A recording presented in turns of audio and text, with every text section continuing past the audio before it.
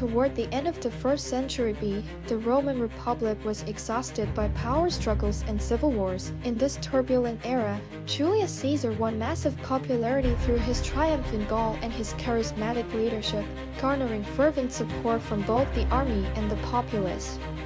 Yet his meteoric rise also triggered alarm among the Senate's aristocrats. During the Gallic Wars, Caesar's name reverberated across Europe. His tactical genius and boldness earned him the unshakable trust of his legionnaires and signaled the advent of a new hero to the Roman people. His lavish triumphal procession vividly showcased Caesar's accumulated military and political prestige. To the people, he was the emblem of hope. To the Senate's aristocrats, he began to loom as a formidable power that could endanger the Republic. In 44 B, Caesar was proclaimed dictator, perpetual dictator for life, wielding near unlimited authority. Tension reached its peak as the Republic raced for his unprecedented ascendance to power. Even Marcus Brutus, who admired Caesar, found himself gravely troubled over safeguarding the Republic's future. Torn between his loyalty to a friend and his duty to preserve the Republic, Brutus wrestled with an agonizing dilemma. By contrast, Gaius Cassius was convinced Caesar's power would undermine Republican traditions. Persuading Brutus and others, he firmly believed, to save Rome, Caesar must die. At a clandestine meeting under the cloak of night, the conspirators solemnly agreed that Caesar's removal was essential to preserving Roman liberty. Whether the plot would succeed hinged most crucially on Brutus' participation. That night, the dagger on the table served as a potent symbol of a fateful choice. Would they become heroes saving Rome, or merely perpetrators unleashing fresh violence? History was about to provide the answer.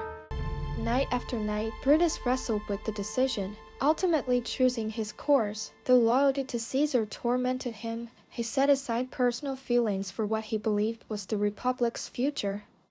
Cassius honed the assassination plan, exhorting his comrades to uphold the cause of the Republic. His impassioned plea carried an urgent, unwavering conviction.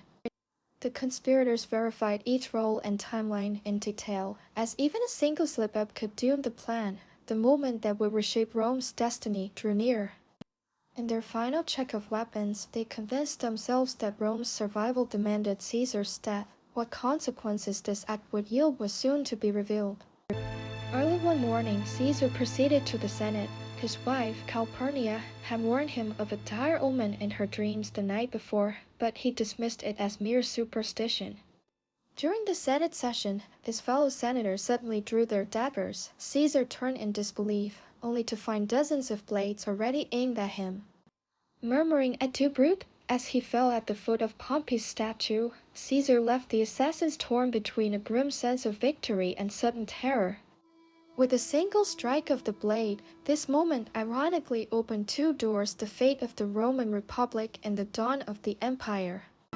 Once news of Caesar's death spread, fury erupted throughout Rome's streets. Some demanded vengeance against the killers, while others clamored for a republic reborn. Chaos descended upon the city. Mark Antony gained control of public sentiment by revealing Caesar's will and his legacy. His stirring speech fanned outrage at the conspirators and ignited a new power struggle.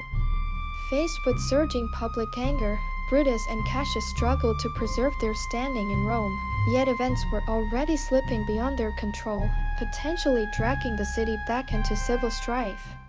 Meanwhile, Octavian Caesar's heir and Antony, backed by formidable military strength, joined forces to form a new power structure, the Second Triumvirate. At Philippi, they vanquished Caesar's assassins, crushing the last hopes of Republican revival. The dream of restoring the old republic began to fade into history. Brutus, once hailed as a protector of the republic, ended his days in defeat, leaving the vision of a restored republic ever more distant. Ultimately, Octavian, soon-to-be Augustus, became Rome's first emperor. The republic's demise gave way to a new imperial age. Under Augustus, Rome rapidly extended its frontiers and established unprecedented dominance. Ironically, Caesar's demise set the stage for the imperial era. The golden eagle, emblematic of Rome's unity and might, now crowned a system of military and political inheritance stemming directly from Caesar, ultimately perfected by Augustus. Even today, Julius Caesar is regarded as a brilliant general and a daring politician. His tragic end itself became a catalyst for dramatic change in Rome's governance. Caesar's concept of leadership and public policy influenced the foundation of modern political systems. What lessons do his triumphs and tragedies hold for us? His example continues to provoke in-depth discussions on leadership and the use of power in today's world. Was he a tyrant who threatened the Republic, or a transformative innovator who led Rome into a new era? Opinions remain divided.